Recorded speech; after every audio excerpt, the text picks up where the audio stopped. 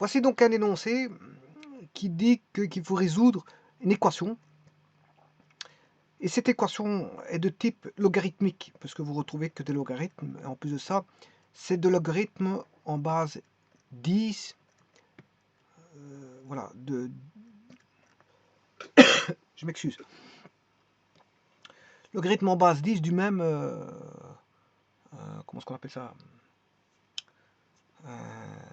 argument.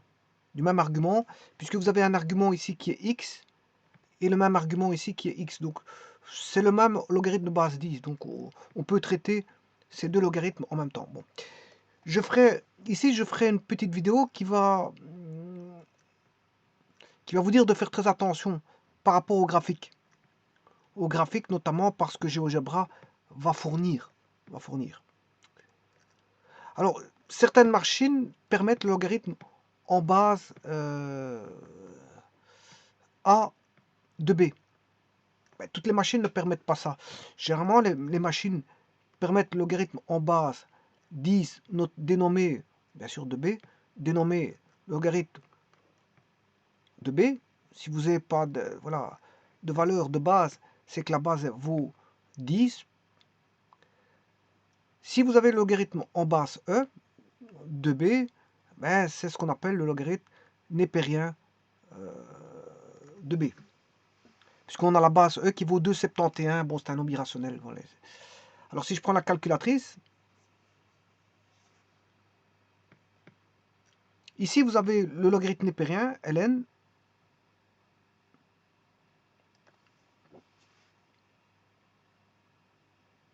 Et je ne vois pas d'autres logarithmes. Donc ici, on est obligé... Oui, le logarithme est là-bas. Le logarithme en base 10 et le logarithme en base E. Donc vous avez les deux. Mais vous n'avez pas les autres logarithmes d'autres bases. Mais il existe une formule de conversion où on peut passer d'une base à une autre sans aucun problème. Donc on peut passer d'une base quelconque à la base E ou la base 10, peu importe. Alors vous pouvez traiter logarithme en base E ou en base 10. Bon, ici il s'avère que c'est une équation en logarithme en base 10. Alors si je devais d'abord mettre les conditions d'existence, je vous rappelle que le logarithme en base 10 ou base quelconque, hein, peu importe, pour autant que la base soit plus grand que 1, mais vous avez une courbe de cette allure-là. Alors je vous rappelle que si A est plus grand que 1, vous avez une courbe comme ceci. Voilà, qui est A exposant x. Et là, vous aurez le logarithme en base A de x, bien sûr pour A plus grand que 1. Sinon, vous avez une courbe qui n'est pas comme ça. Hein. L'autre courbe, elle sera comme ceci. Et si vous faites la réciproque, bah, vous n'allez pas avoir celle-là. Vous aurez compris que, bon, moi, je fonctionne ici avec voilà, une base plus grande que 1. Quand on aura une base plus petite que 1, je vous montrerai comment on fait. Bon, bah, ici, il s'avère que c'est une base plus grande que 1 parce que c'est une base 10. Mais ici, qu'est-ce qu'on peut dire? C'est que le domaine, ici, ne vaut plus R. Parce que le domaine, ben, c'est R0 plus. Donc je ne peux pas prendre le 0. Il y a une asymptote. Autant on avait une asymptote horizontale ici. Alors quand vous faites voilà, la réciproque, ben, vous obtenez une asymptote verticale. Et le domaine va devenir, bien sûr, R0 plus. R0 plus. Alors pourquoi R0 plus? Parce que si vous faites la réciproque de la fonction là-bas, les y étaient appartenant R plus 0, mais comme les y deviennent les x par fonction réciproque, bien, maintenant ce sont les x qui appartiennent à R plus 0. Parce que c'est juste voilà, une réciproque, c'est juste une symétrie axiale par rapport à la bisectrice y égale x. Hein. Donc y égale x, ça veut dire que tout c'est un retournement. Les y deviennent les x, les x deviennent les y. Voilà, tout bonnement. Donc si les y auparavant à exposant x, ouais, le domaine c'était R plus 0, ben maintenant le domaine de la fonction réciproque, ben vous retournez tout, ben, le domaine c'est x appartenant à R plus 0. Bon, voilà. Ça c'est la première des choses. Donc ce qui veut dire que cette fois-ci, dans cette équation-là, ben, j'ai un domaine. Où logarithme en base 10 ici, logarithme en base 10, mais ce logarithme en base 10, le x, l'argument qui est inclus dans le logarithme, parce que le logarithme, c'est logarithme d'une base donnée par rapport à un argument donné, b étant l'argument, a étant la base, eh bien l'argument x ici doit être strictement positif. C'est le domaine, c'est les conditions d'existence qui stipulent ceci pour les fonctions logarithmiques. Donc ça veut dire que comme on a deux arguments identiques pour le logarithme qui est au carré ici, et pour le logarithme ici, ben, le domaine, les conditions d'existence pour les deux est le même, puisqu'on a le même argument pour les deux logarithmes. Donc les conditions d'existence c'est x strictement positif, et le domaine de la fonction, ben, c'est r plus 0. Bon, ça c'est la première des choses. Maintenant, on va tracer cette fonction et faire très attention à ce qu'on va obtenir. Parce qu'il ne suffit pas de faire confiance à n'importe quoi par rapport au logiciel GeoGebra. Alors maintenant, si je trace sur GeoGebra cette fonction-là, ben, je vais dessiner trois. Je vais d'abord dessiner le logarithme en base 10 de x. Bon, sachez que là, il l'a mis en ln. Il l'a transformé en ln. Il n'y a pas de problème. Ça ne va pas changer grand-chose, si ce n'est qu'il faudra faire attention. Lui, il veut tracer en ln. Pourquoi pas? Il ne veut pas tracer en logarithme. Il veut pas. Il vous dit, moi, je ne prends pas le logarithme, je prends le logarithme népérien. Il ne veut pas des autres bases. Sachez que pour le GeoGebra, on peut mettre des logarithmes d'autres bases. Hein. Par exemple, je prends le logarithme en base 2 de 5. Voilà. Vous voyez que le logarithme, là, c'est pas comme la machine à calculer de Windows, où là, il permet n'importe quelle entrée de logarithme. Hein. Alors, si vous voulez le logarithme en base 10, vous tapez log. Alors, soit je rentre 10 comme ceci, de 100.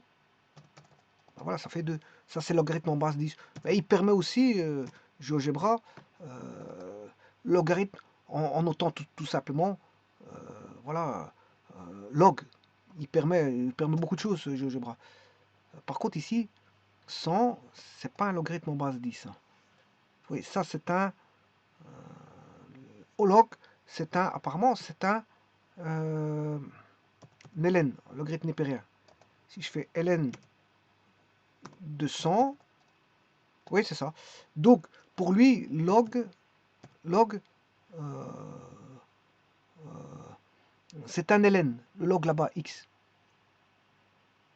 Alors, si vous mettez log de 2, ben, de 4, voilà, 2 au carré, ça fait 4. Donc, le log est un ln. Le log est un ln. Donc, c'est normal que quand je tape log, ben, il vient me remettre ln. Parce que pour lui, c'est log en base e. Log tout court, c'est log en base e pour lui. Voilà, ceci étant fait, alors moi ici j'ai des logs en base 10. Donc ce qui veut dire que je dois tracer ma fonction log en base 10. Donc je vais écrire log 10 de x, voilà, que je vais mettre au carré. Voilà. Bien sûr, x 3. X 3.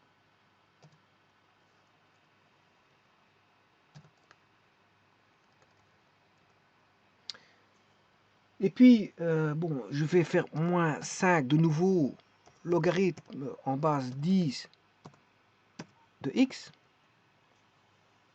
plus 5. Et là, j'ai la fonction, bon, je vais retirer l'autre fonction, ça c'est le logarithme népérien, qui s'indique log dans GeoGebra.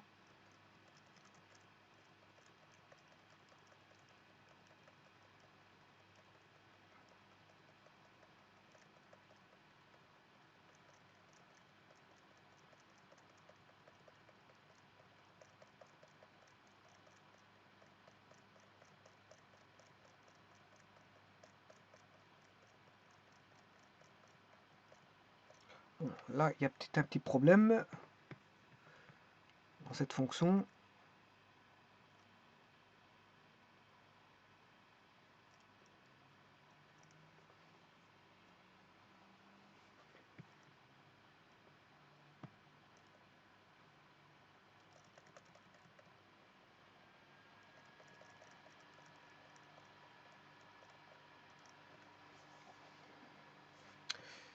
Je vais juste tester quelque chose. Logarithme 10 de x, voilà, h. H carré, effectivement, il l'a bien mis comme ceci.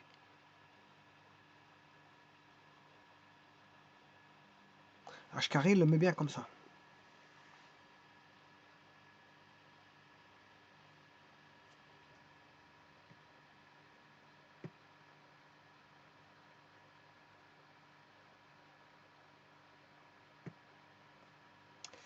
Alors, je vais chercher les racines de ça.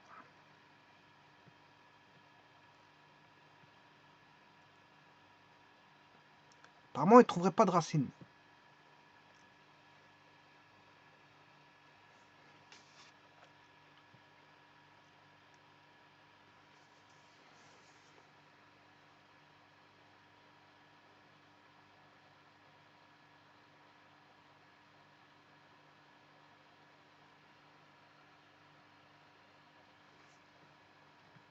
C'est parce que l'énoncé, c'est peut-être pas ça aussi. Hein. Oui, c'est plus 2. L'énoncé, c'est plus 2. C'est pas plus 5, c'est plus 2. Je sais pas pourquoi j'ai tapé plus 5. Faire plus 2. Ah, là, il trouve des racines. Ça va, c'est bon. Ok, là, il trouve des racines. Quand vous mettez juste plus 5, il trouve plus de racines. Voilà, donc ça, on a bien deux racines. Quand vous la descendez, hein, je l'ai descendue de 2. Elle était un peu trop haute, c'était juste ça. Elle était un peu trop haute, donc c'est normal qu'il ne trouvait pas de racines. Voilà. Alors, ceci étant dit, les racines, c'est 4,64 et 10. Bon, je vais trouver cette racine-là en résolvant, bien sûr, l'équation.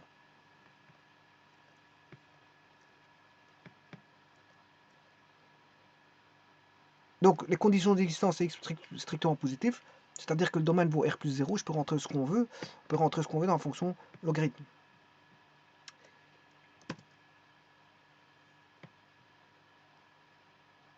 Enfin, on peut rentrer que des réels strictement positifs, c'est ça que je veux dire, je m'excuse, hein, je me suis mal exprimé. On peut rentrer que des valeurs strictement positives. D'ailleurs, vous pouvez le voir dans la fonction que je vais tracer. Les valeurs sont strictement positives. Et d'ailleurs, l'axe des Y constitue un, comment est-ce qu'on appelle ça, une asymptote verticale. Alors, pour résoudre une équation comme ça, ben, quand vous avez log et log, ben, on pose tout bonnement y égale log de x.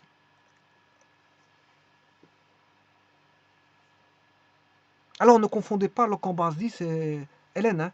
On peut repasser en ln ici avec cette...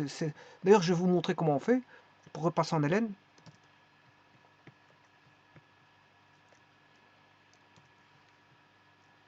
Les racines ne seront pas les mêmes, hein, parce que regardez bien, c'est un décalage.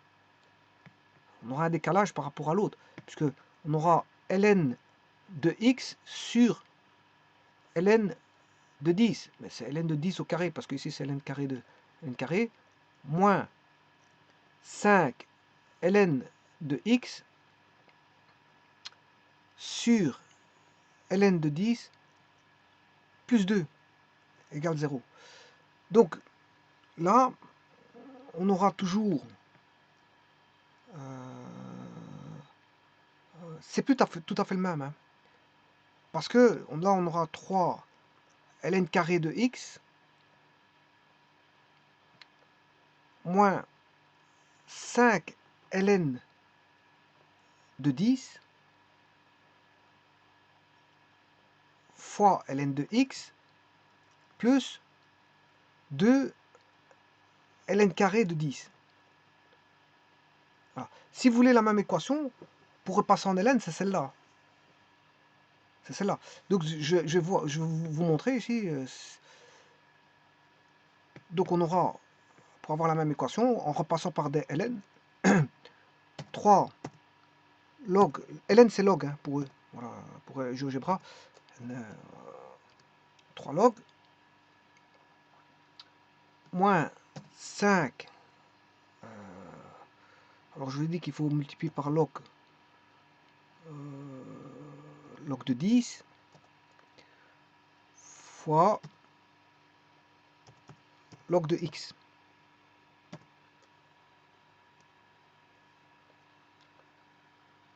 plus 2 fois log de 10, le tout au carré. Alors, pourquoi il ne m'a pas fait le calcul? Il y a un log.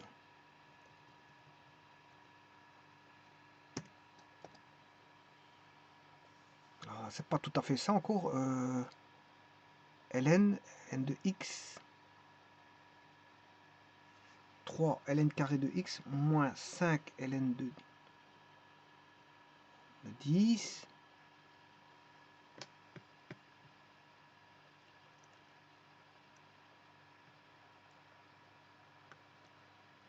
mais maintenant, ce qui m'intéresse le plus, c'est les racines. Hein. Alors, je vais chercher les racines de la fonction en gris.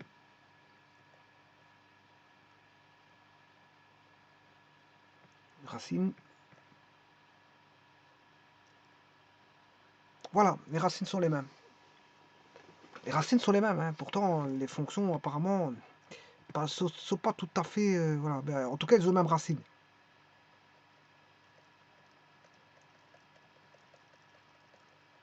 Elles ne sont pas tout à fait les mêmes, hein, mais voilà. Mais en tout cas, elles ont les mêmes racines. C'est ça qui est intéressant.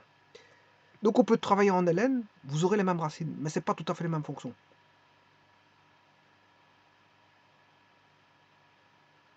Et donc là, pour avoir les mêmes racines, il faut que je fasse ceci. Donc ln de 10 plus 2 ln de 10 au carré.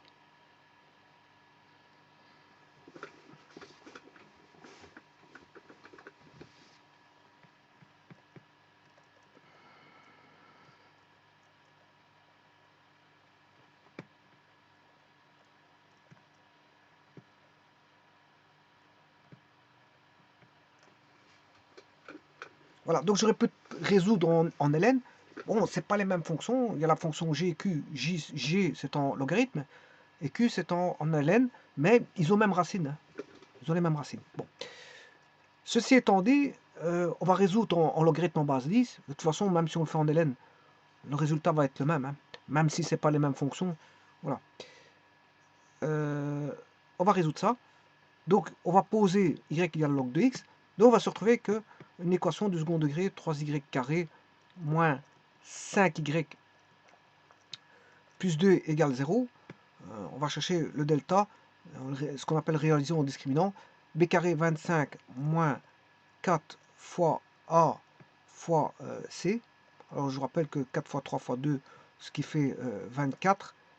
25 moins 24, ça fait 1. Donc, on a les racines qui sont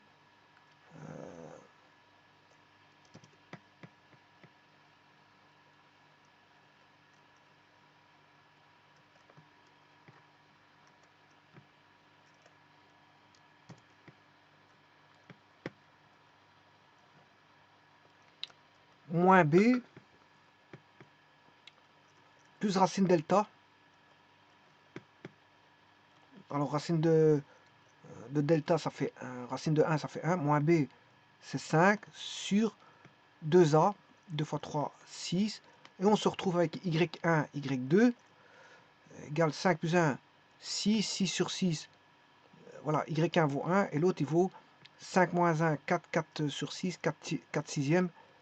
Ce qui fait 2 tiers. Donc, comme on sait bien que y égale logarithme en base x, voilà,